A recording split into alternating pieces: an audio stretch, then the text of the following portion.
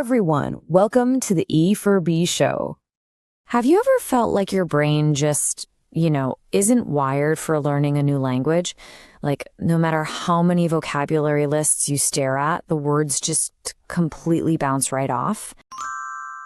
Well, get ready to totally change your mindset because today we are diving deep into the linguistic science of language acquisition.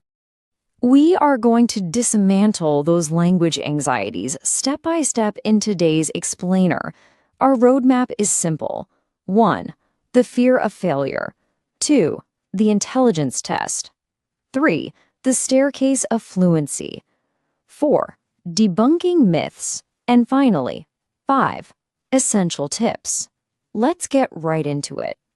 Section 1. The fear of failure and exactly why we give up. Okay, so it's a pretty harsh reality that a lot of folks start studying English with this incredible enthusiasm, right? But then they just end up quitting in total disappointment. You'll hear people claim they simply don't like English.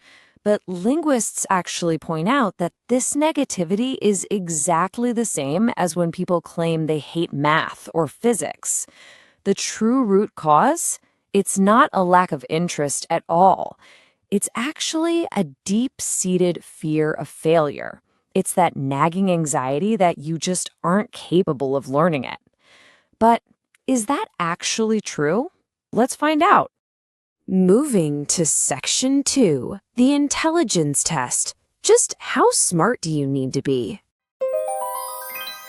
So this is the crucial question on literally everyone's mind. Based on the shared experiences of polyglots all over the globe, how smart do you really need to be to learn English?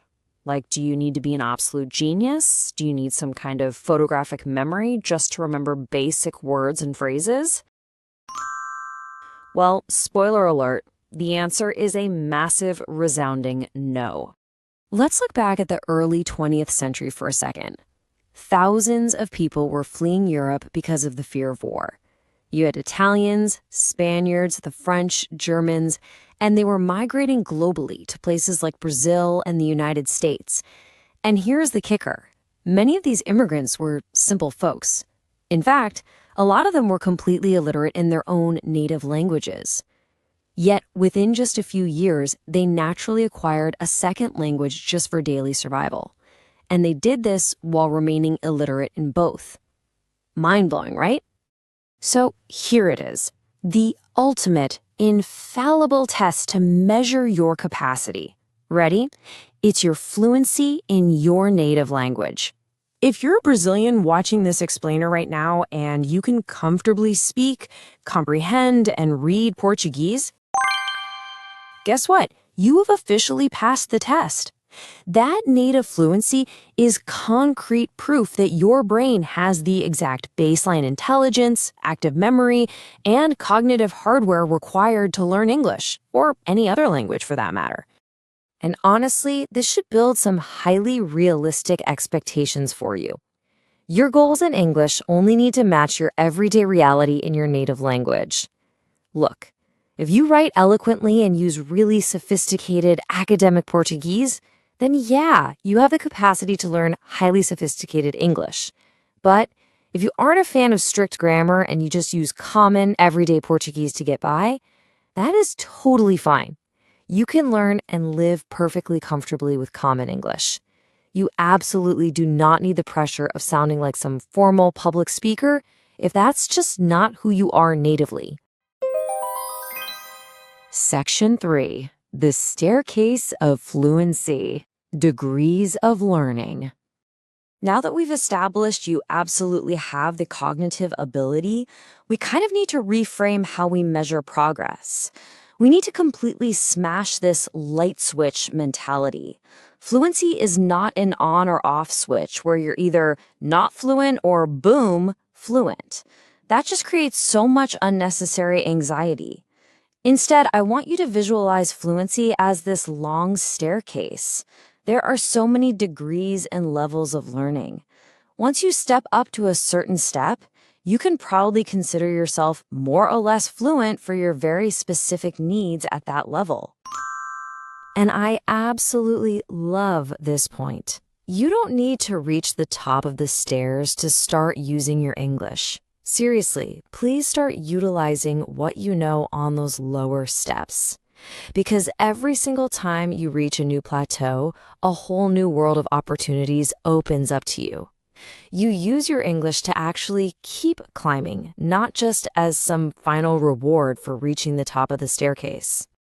Which brings us to section 4, debunking myths and the reality of no magic formulas.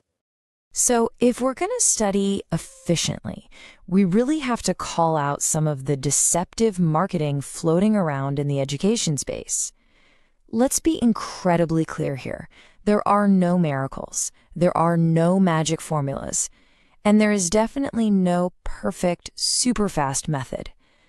Anyone who's trying to sell you a secret to learning a language overnight is, quite frankly, a scammer exploiting your hope. Willpower and effort, those are fantastic qualities, but you absolutely must pair them with realistic expectations. Section 5, essential tips and your steps for success. Okay, so how do we actually apply this mindset into a successful daily routine? Well, here is your foundational roadmap. Step 1, give it time. You can learn a ton in 6 months, sure, but true fluency takes years. Why? Because your physical brain actually needs time to process new information naturally. So don't rush it. Step 2, maintain regularity. Step 3, ensure total focus. And step 4, consume quality content. Let's actually break these down just a bit more. This perfectly illustrates why focus and regularity are so deeply tied together. See, your long-term memory only registers what it deems important. So when you dedicate just 5, 10, or maybe 20 minutes of absolute distraction-free focus every single day, you are actively signaling to your subconscious mind, hey, this is important stuff, register this. Short, daily bursts of total focus literally yield massive results over time. And as the saying goes, you want to construct your fluency brick by brick. You really need to incorporate the language into your daily routine. Just bring it into your everyday life. Try to think in English, maybe take your grocery notes in English, or even just talk to yourself in English while you're driving. If you simulate living in an English-speaking world every single day, that foundation you're building will become completely unbreakable. And hey, when you do finally sit down to study, please ditch those boring, conventional school lessons. Doing random, purely pedagogical content is just exhausting, and honestly, it's pretty unproductive. What you actually need are well-structured, modern, and dynamic methodologies that give you good standards of reading, listening, writing, and pronunciation.